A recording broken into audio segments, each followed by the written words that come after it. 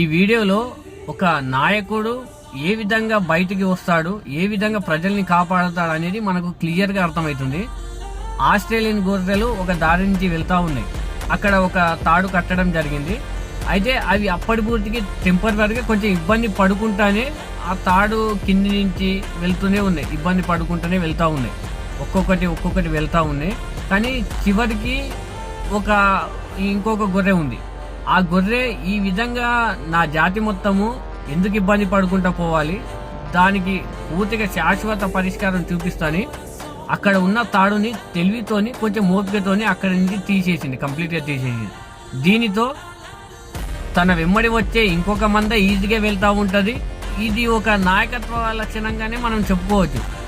ఎవరు చేయలేని ఆ గొర్రెల మందలో చేయలేని గొర్రెలు మొత్తము అన్ని గొర్రెలు ఏ గొర్రె కూడా చేయలేదు. కానీ ఈ గొర్రె తెలివితోని ఆ తాడుని టోటల్గా తీసేసింది. ఇదే నాయకత్వ లక్షణం అని చెప్పుకోవచ్చు.